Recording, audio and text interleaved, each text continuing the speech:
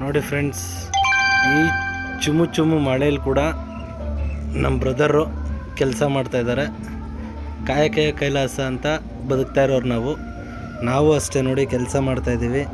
ಆದರೂ ಈ ಹಾಳಾದ ಕರೆಂಟು ಹೋಗೋದು ಬರೋದು ಮಾಡ್ತಾಯಿದೆ.